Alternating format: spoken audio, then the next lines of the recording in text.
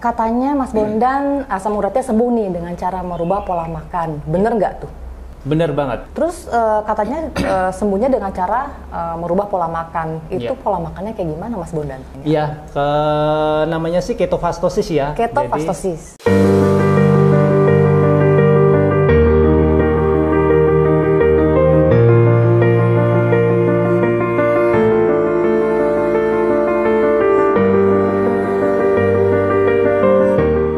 Ngobrol sehat bareng teman Sumaila. Video ini dipersembahkan oleh sumailacake.com, kue rendah karbo yang enak. Halo teman-teman, jumpa lagi di podcast teman Sumaila. Saya Siska Techika. Kali ini kita kedatangan narasumber yang katanya penyakit asam uratnya sembuh dengan cara merubah pola makan. Yuk kita sama-sama sapa Mas Bondan. Halo Mas Bondan. Halo Teh Siska, halo teman-teman, Assalamualaikum warahmatullahi wabarakatuh. Iya, makasih udah menyempatkan waktunya untuk hadir di podcast teman Sumaila hari ini ya. Mas Bondan, katanya Mas Bondan asam uratnya sembuh nih dengan cara merubah pola makan. Bener nggak tuh? Bener banget. Itu mungkin yang permasalahan paling berat mungkin asam urat ya, asam urat atau asam purin tinggi. Terus gejala asmatis yang sudah ada dari dulu ketika saya overweight gitu. Hal-hal seperti itulah yang memaksa membuat saya harus berpikir saya harus berbuat sesuatu untuk memperbaiki kesehatan saya. Anak juga masih kecil, sementara saya usia juga sudah nggak muda lagi lah istilahnya gitu. Dengan anak jaraknya ada sekitar 33 tahun itu, sementara anak saya cowok semakin gede dia juga pasti akan membutuhkan support dari orang tuanya untuk melakukan banyak hal. Oke, tunggu Mas Bondan. Siap. Mas Bondan ini sekarang apa nih kegiatannya? Saya di samping orang kantoran, mungkin kegiatan utama saya adalah mencari nafkah melalui kantor ya, sebagai marketing di sebuah perusahaan freight forwarding.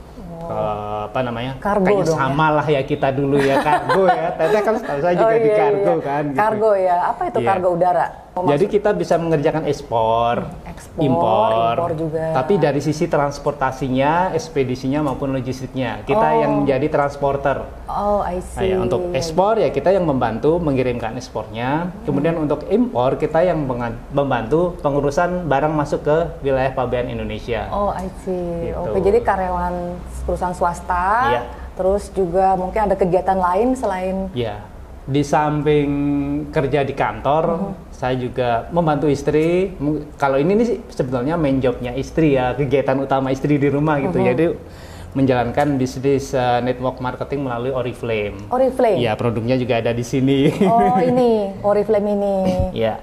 Produk apa aja nih yang Mas Bondan jual nih dari Mungkin Oriflame? kalau Oriflame kebanyakan orang mungkin sudah banyak yang tahu ya Teh ya, bahwa Oriflame itu memasarkan atau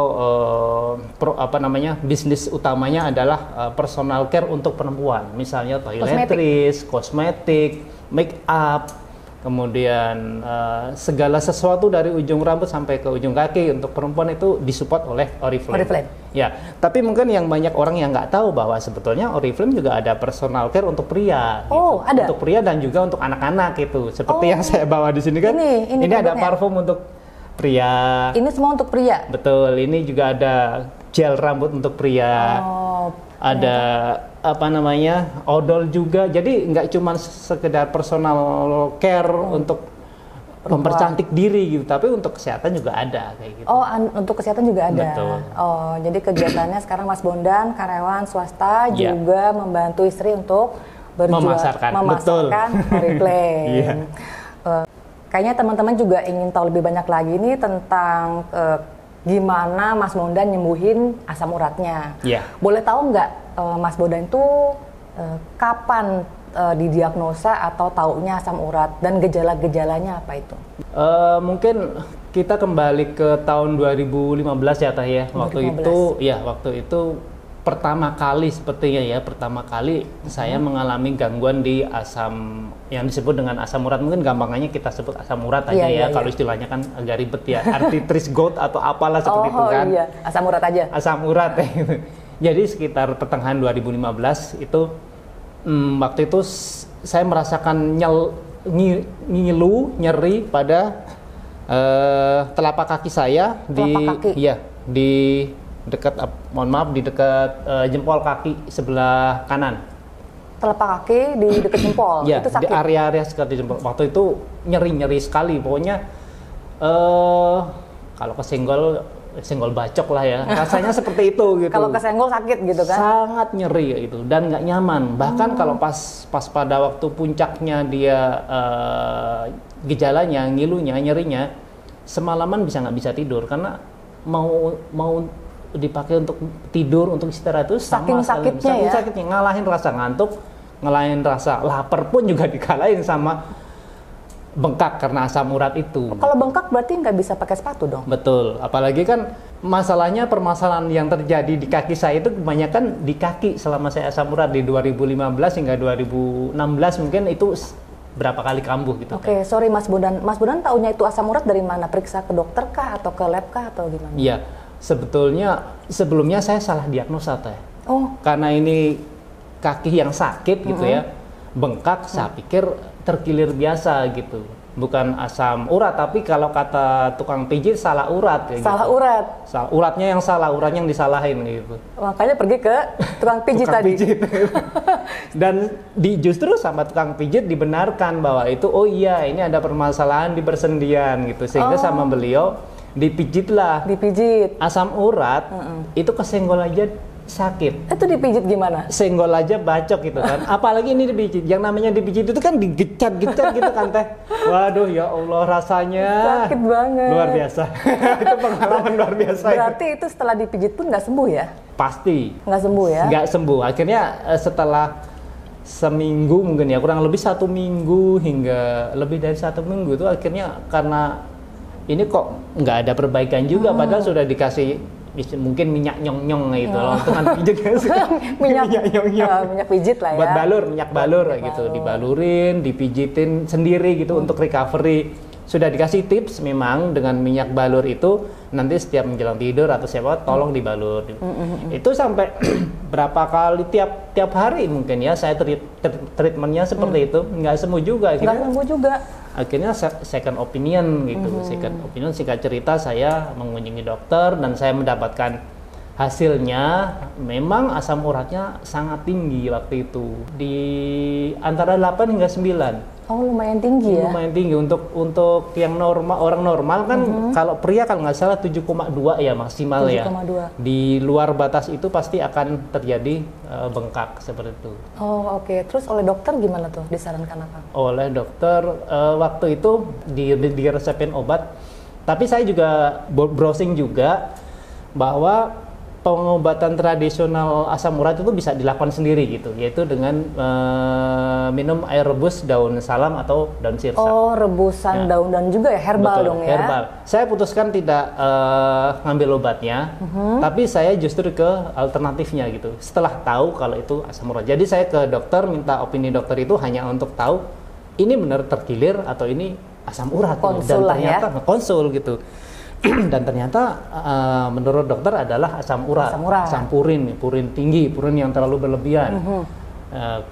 In the same time saya juga browsing, saya juga nanya-nanya bahwa didapatlah resep tradisional yaitu menggunakan air rebus daun salam. Merebus daun salam. Daun salam berapa sekian. lembar tuh daun salamnya? Untuk mendapatkan air daun salam itu satu gelas ya, satu gelas kurang lebih kan sekitar 150 cc ya.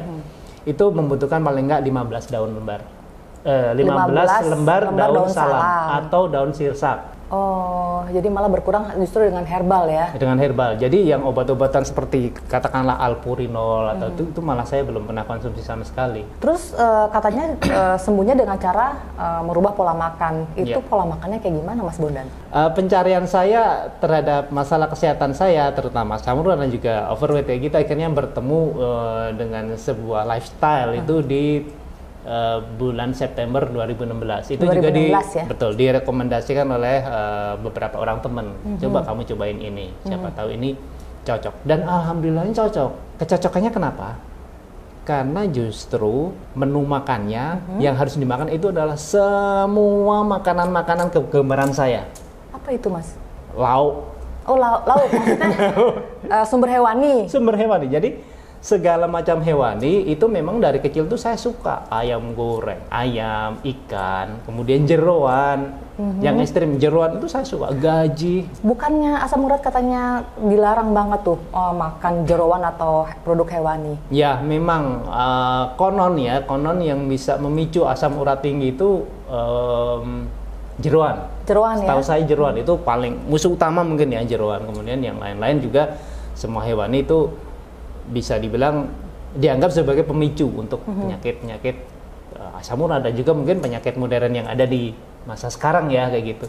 Tapi justru dengan mengganti pola makan, mengganti lifestyle dari yang sebelumnya saya menggunakan tinggi karbo, high carbs, nasi dan segala macam turunannya, kemudian sayur-sayuran, buah-buahan. Tapi secara drastis saya rubah dengan hanya makanan dominan hewani, itu justru penyakit-penyakit yang sudah mengintip seperti asam urat yang terjadi berkali-kali itu berangsur-angsur menghilang. Jadi yang nggak dimakan apa? Yang Mas Bondan berhenti makan tuh apa? Karbo seperti apa tuh? Jadi menurut lifestyle yang saya pelajari itu harus mengganti apa yang saya konsumsi, yang saya makan dalam keseharian itu menjadi 90% itu menjadi dominan hewani.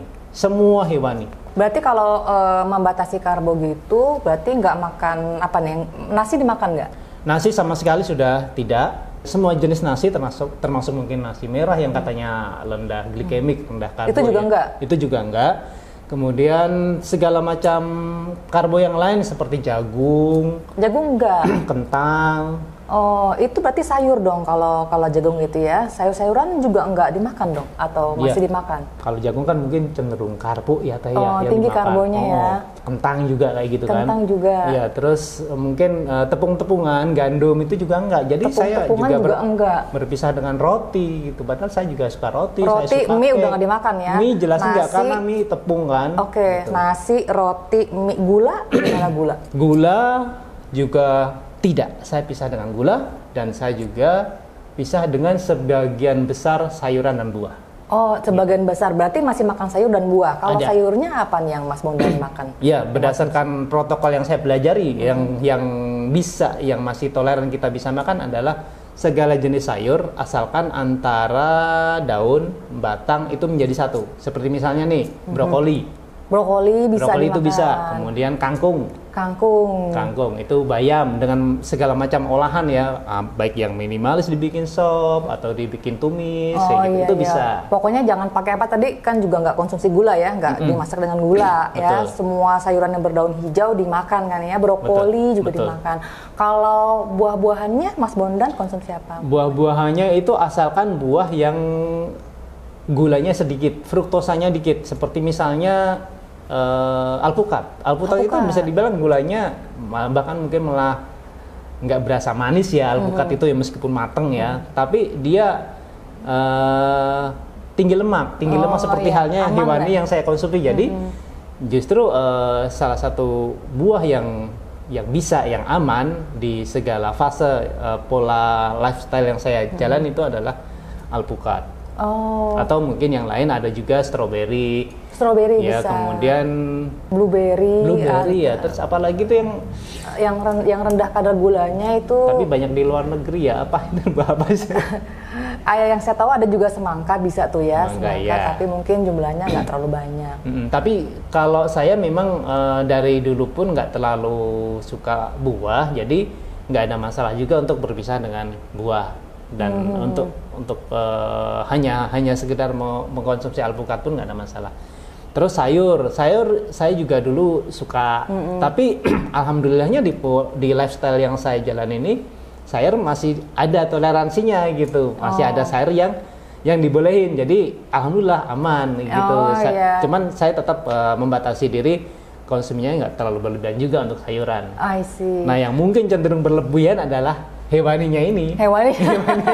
Karena memang saya suka banget dari dulu. Justru yang dilarang dikonsumsi buat teman-teman yang mengalami asam urat itu yang hewani dan jeroan, malah yang dimakan oleh Mas Bondan ya. Dan saya membuktikan selama 4 tahun lebih 4 bulan saya mengkonsumsi seperti itu, asam urat saya malah makin kesini aman-aman aja. Nggak ada gejala sakit atau apa lagi, nggak muncul lagi itu asam uratnya?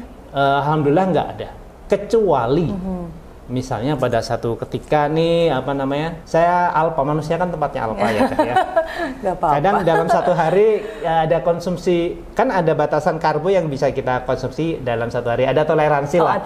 Kalau nggak salah sih kurang lebih maksimal mungkin 15 hingga 20%. Tapi kan kadang nakernya susah juga kan. Iya, kalau kita pas misalnya mudik nih, saya kan asli Magelang.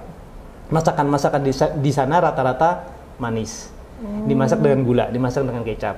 Ya, mungkin kadang ada miss di situ, meskipun yang saya makan tetap hewani, tapi karena udah kita nggak tahu bumbunya kelebihan kayak gitu, ya itu yang kadang bikin alpa, kemakan kayak gitu. Terus yang timbul apa tuh gejalanya, reaksinya? Pernah memang nyeri di kaki.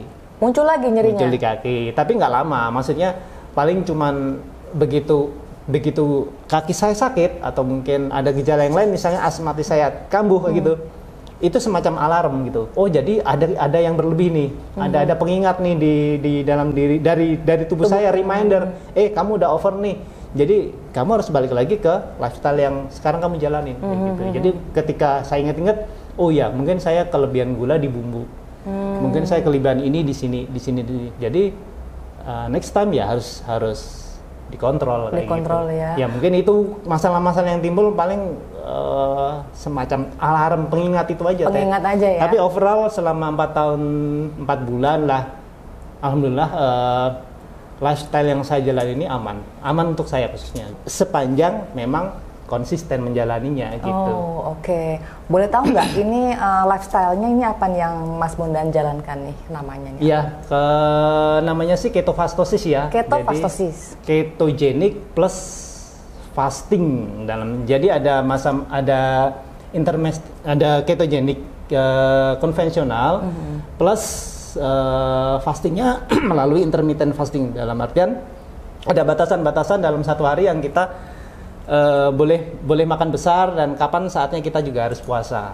Kalau di lifestyle saya ini yang jadi batasan adalah kita boleh mulai makan itu jam 12 siang. Makan dalam artian makan besar ya Teh ya, makan yang hewani tadi ya. Jam 12 siang itu sudah mulai bisa makan gitu. Oh, sebelumnya menjalankan puasa yang intermittent fasting. Dari pagi hingga jam 12 siang itu yang bisa kita konsumsi hanya cairan gitu. Hanya cairan. Air putih, kopi juga, kopi tanpa gula, seperti itulah. Yang sama sekali nggak ada karbonya gitu. Nggak ada karbonya. Dan tidak ada kalori masuk, tidak ada toleransi kalori masuk. Mulai makan. Nah, batasan paling awal itu adalah jam 12 siang. Jam 12 siang. Dan jendela makannya dibatasi sampai dengan jam 20 atau jam 8 malam. Oh. Gitu. Yang dimakan itu tadi, yang seperti Mas Bondan info tadi. Betul. Hewani. Segala macam hewani. Oh ya. Sama sekali nggak kumat lagi lah istilahnya ya asam uratnya ya. Betul. Ya, alhamdulillah. Nah teman-teman, itu tadi bincang-bincang kita dengan Mas Bondan yang asam uratnya membaik dengan cara merubah pola makan.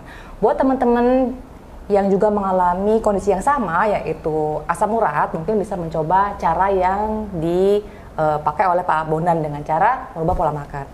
Terima kasih buat teman-teman yang udah menonton podcast Teman Sumaila. Terima kasih juga Mas Bondan atas waktunya hari ini. Terima kasih Teh ya. Mudah-mudahan nanti kita bisa jumpa lagi, di interview lagi oleh podcast Sumaila. Amin. Sampai jumpa di podcast Teman Sumaila selanjutnya. Salam.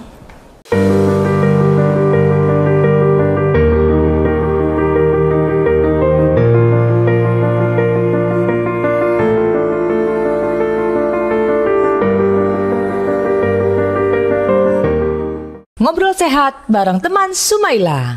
Video ini dipersembahkan oleh sumailagag.com, kue rendah karbo yang enak.